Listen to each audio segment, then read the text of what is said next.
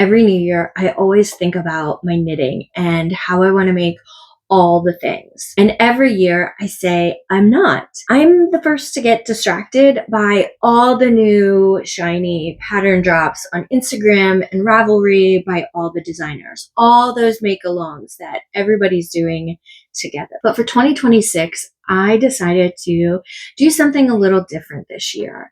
And I went back through my Ravelry favorites all the way back, even as far as 2012 when I joined. And I've made a list of things that I want to add to my wardrobe this year. If your curiosity is piqued, grab your work in progress, grab a cozy beverage, and let's chat about them.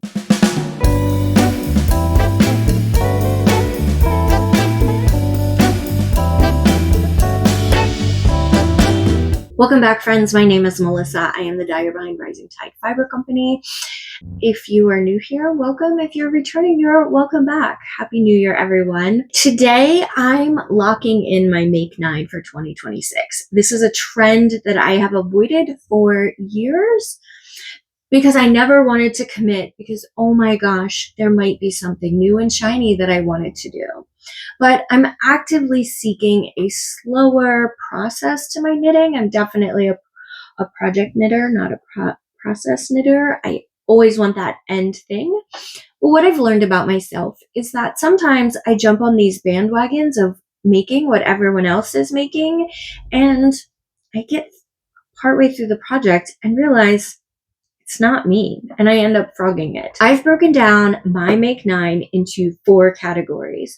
We have the cardigans, the pullovers, some lighter layers, and then what I'm going to refer to as a palette cleanser. We'll see if it actually is. So first up is going to be what I'm calling the cozy layers. These are the cardigans on my list. First up, we have Sunday Drive by Tanis Lavallee. And this pattern is from February of 2017. Now, this is a worsted weight cardigan. The sleeves are done in stockinette, and the body itself is in garter, which I kind of love because that means we're not purling on the wrong side. It means we're knitting. So this could be a faster cardigan, and at the worsted weight with a gauge of 20 stitches, in garter stitch, I think this could go really quickly.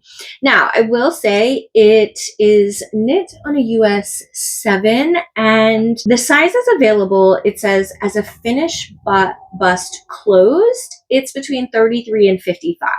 Now, she does say to choose a size that matches your actual bust as close as possible because positive ease is already built into those sizes. And if you were to pick it, you might get too much positive ease.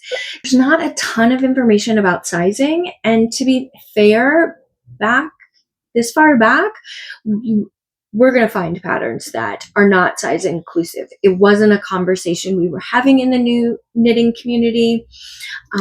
So if you are interested in knitting this pattern and you fall outside of those pattern sizes, it would be reaching out to her and seeing if there's more information about the sizing before having to purchase the pattern. Next up, I have the Sophie by Jennifer Wood. Now, this is an older pattern. It's from January of 2014. It is a DK weight cardigan, and its finished bust measurements are between 30 inches all the way up to a 60 and a half inch, and the model is wearing one with 0.75 inches of negative ease. Now, if you've been around here, you probably know I enjoy mostly more meditative knits. So this has a lot of cabling. I am not a fan of knitting cables. And the only reason I say that is not because they're challenging and I can't do them or I struggle with them. I like to knit fast. Again, I am a product knitter, not a process knitter. But I also recognize the benefits of learning something new or challenging my brain. This has the potential to be that project that, though it would probably take me longer to complete, I think the end product is well worth the efforts. This is the type of cardigan that Cabling goes down the front, it goes down the sleeves, it even goes down the middle of the back, just like it does down the front. It says that it's constructed from the top down, it's done in one piece. There's saddle shoulders inset in sleeves. So again, not a typical raglan or circular yoke like I am accustomed to knitting just for ease of process. I would love to add this as a staple, as a dressier cardigan. Probably not something I'm going to throw on every day, but definitely something to dress up as a really dressy layer. The last cardigan that I have that I'd like to add to my wardrobe is a really popular pattern. It's the Lush cardigan by Tin Can Knits. This one is from May of 2013. And I know that when I started knitting, which was around 2011, 2012, this was really popular. I saw people knitting this pattern, and it does use DK weight yarn. It is done in the round. It's one piece. It is, this one has really interesting construction. That's part of what makes it so appealing. Now, this one does go up to, it says a 4X. It comes in child sizes like infant, child, and women's sizing. Finished busts go from 19 inches all the way up to a 60-inch bust for women. So that technically doesn't meet what we consider the size inclusive range. Nowadays, size inclusive, at least on the upper end, means that once you subtract positive ease from it, you should get to 62. I'm looking to see how much ease. They don't indicate how much ease. So again, this is one that's questionable whether I would consider it to be size inclusive. They label it as size inclusive, but we'll see. It looks like it's knit on a US 6. Again, it uses DK weight yarn. It's my understanding you knit that lace panel and then you're picking up stitches to do the collar and then picking up stitches on the other end to do the body of the sweater. So interesting construction. Again, kind of gets my brain working outside of just that meditative round and round, at least initially. Next up are the pullovers. And so this is briefly just revisiting what I talked about in my winter knitting plans video. So you've seen all of these, so I'm not going to go into tremendous detail. If you're interested, I'll give you a link to that other video so that you can go back and get all the details on them. The first one is the Atayu by Belen Fernandez. This is a Fair Isle yoke circular sweater. This is one that I did start after the new year, so I do have some progress. I was able to do all of the yoke and then split for the sleeves. You can tell I haven't really gotten much past the sleeve split. This is a fingering weight sweater, and I love this. I used plied yarn, and then my Garrett fingering is the solid purple color. Next up is Dock Street by Kim Schaefer.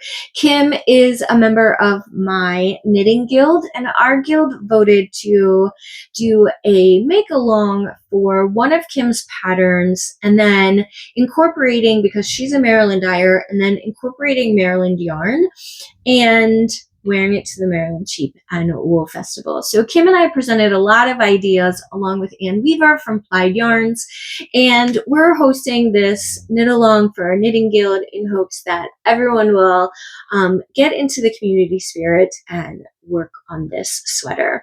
At the time, I had some ideas as to what I wanted to do, but I hadn't made any hard and fast decisions. And I can say that I have chosen to use my latest colorway from my Ephron Essentials collection, celebrating the great movies by the late Nora Ephron. And so I've chosen January's colorway, Late Night Radio. And instead of doing horizontal stripes in mine, I'm opting to do mine all in one color. So I do have a swatch here this is not using the correct needle size. So this is not my swatch for the sweater. I do still need to swatch, but I think just by doing it all in one color, this is really going to just celebrate the texture in that sweater without blatantly obvious stripes. So I'm actually excited about this, but again, I do need to swatch. And of course, I'm going to work through this Scrappy Stripe Sweater by Mary Gannon because I would like to work on kind of stashing down a little bit. As a dyer, I have a ton of advents that I have saved through the years. I always save myself one, but I don't ever do anything with them. So this year I am dedicating at least one sweater, this one, to at least getting rid of one of my advents. Next category is the light layers. These are the tees that I want to make. If you know me in real life or you've been around here since last year when I started this channel, you know that I love to knit a great tee. I think they make amazing layering pieces. I wear the heck out of them in the spring and the summer and early fall. Of course, I'm going to knit a couple tees. First up, I have the Wishbone Sweater by Caitlin Tarowski. Now, Caitlin has a wishbone shawl, which is where the design of this tee came from. It is a circular yoke. It has that patterning and texture at the top, and then the rest of it is garter. Now, the only catch is this garter is worked in the round. So part of me is going to be tempted to split the sweater in half, knit them each flat, and then seam them up the sides, because I don't know that I want to purl in the round. But we'll see. I like a good garter stitch pattern. I just don't know how I feel about garter in the round. But this pattern is from August of 2022. It doesn't have a ton of projects on it. It's not very old. And I suspect what's keeping people from maybe making it is I don't think Caitlin gets as much exposure, one, as a designer, and two, again, that garter in the round. But again, you could easily split it in half and knit flat and then seam up the sides. I think that's the easiest way to tackle it because, again, it's gorgeous and super flattering. She has 10 sizes. They go from a 30-inch to a 66-inch. She does not indicate how much ease to wear it in, but going up to a 66, it does give you a little bit more flexibility with she does suggest -2 to 2 inches. So going up to a 66, if you did 2 inches of positive ease, that gets you down to 64 as a finished bust. So definitely size inclusive, but again, it is a newer pattern coming out of 2022. The next pattern is from Elisa Hartzell, and I have made a couple of her tee patterns in years past.